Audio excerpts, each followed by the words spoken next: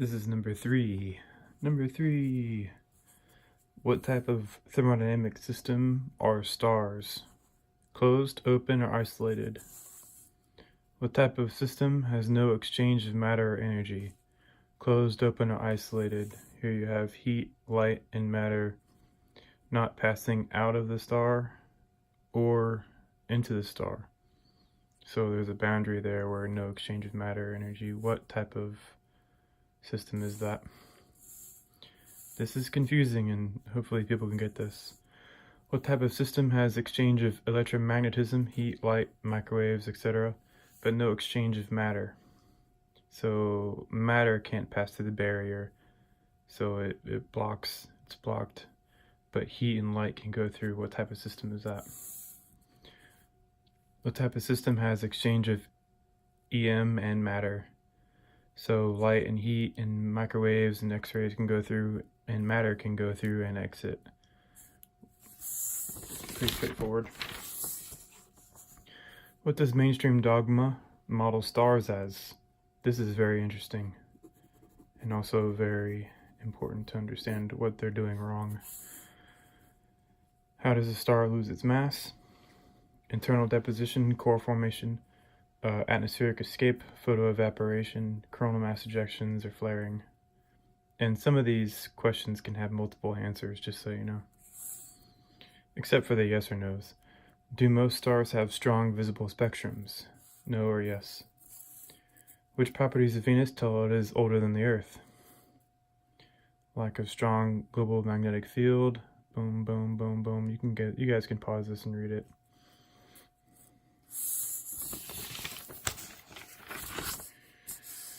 Can rocks and minerals self-assemble in outer space? No or yes? It's pretty basic. How heavy is the Earth? This one's really interesting. Is it here, here, here, or here? These are exponential exponents to make writing down that big number a lot easier. So how heavy is this mamma jamma that we're standing on? How heavy is Ceres? That's supposedly the giant asteroid, the largest asteroid in our system. You have a few options here. What is the average mass of a large skyscraper? This one's important because I want to compare the mass of something like a skyscraper to something like an asteroid, so people can get a little bit of bearing as how large of objects these are. Alright, time to go over the answers. That's pretty easy. What type of thermodynamic system are stars? Wait, did I? Oh, no, I didn't. What type of thermodynamic system are stars? They are open. They exchange heat, light, electromagnetism, and matter. Matter enters, matter escapes. It's an open system with outer space. What type of system has no exchange of matter or energy? Isolated. It's isolated. That wall isolates everything. Don't think of like a door being closed in a building. Look at it as it's isolated. You know, there's no information coming in, there's no information going out. There's nobody coming in and there's nobody going out. It's like it's like a black box, only not like a black box in the airplane, but a box seat you can't get any information into to begin with or out of. What type of system has exchange of electromagnetism, heat, light, microwaves, but no exchange of matter? So matter can escape or enter, but heat and light can enter. Well, clearly, we already know what that's going to be. That is a closed system. Now, closed system, look at it as actually being like a house with windows. Heat and light can go through the windows, but the door is closed, so you can actually move through the window. And that's a good analogy. You close the door in your house, but you can see through the windows and you can get, you know, energy through the windows and light up the room if you open the windows. What type of system has exchange of electromagnetism and matter? And we already went over that. That's an open system. This is what stars are. Stars are open systems. Don't let anybody tell you otherwise. They exchange matter, meaning material can come into the star, and material exits the star. Light can go out of the star, and light can come into the star. What does mainstream dogma model stars as? They model them, believe it or not, they don't model them as open. They model them as closed systems, which is really bad, really bad. And the reason why they model them as closed systems is because their models state that the star's evolutionary history can only be determined by how massive it is. So to them, objects that are really massive live really quick lives, and objects that are really small have long lives. But the problem they have is that the really massive object cannot become their really small object. They don't have big becoming small, even though clearly the mass is being lost. And that's why it's really bad reasoning on their part. And it's historically known that they modeled stars as closed systems, and I can actually prove that, and I prove it in a document. I'll have to find that. But astronomers, they don't know what they're doing. Stars aren't closed systems. They're open. How does a star lose its mass? Okay, now mass conservation is important. Mass conservation means if you take a bite of a cheeseburger, say you have a cheeseburger and you take a bite out of it, it becomes less massive. That's all it means. Now, if you have material depositing inside the core of the star, is that necessarily taking a bite out of the cheeseburger? No. So it's not losing mass. The mass is going into the interior. It's forming the planet, so it can't be this. It doesn't lose mass like that. The mass remains. Some of it remains in the core. That's what they build the planet with. What it builds the planet with. Atmospheric escape, check.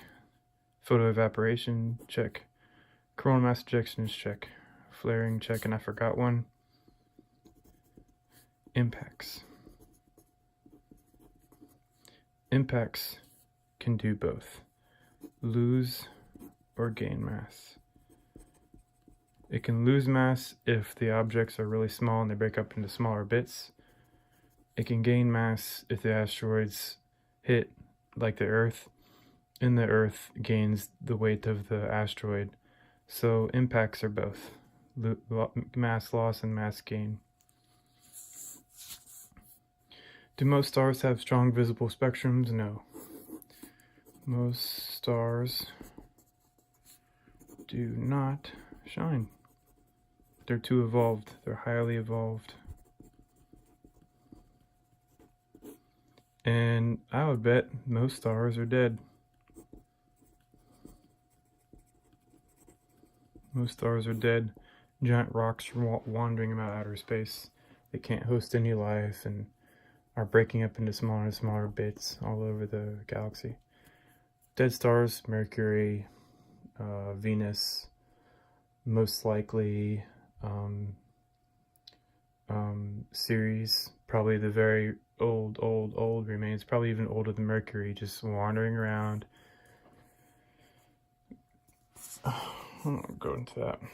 Which properties of Venus tell us it is older than the Earth? Lack of a strong global magnetic field, check. As stars evolve, their magnetic field weakens. Lack of volcanic surface activity, check. There's still heat on the Earth with magma and lava.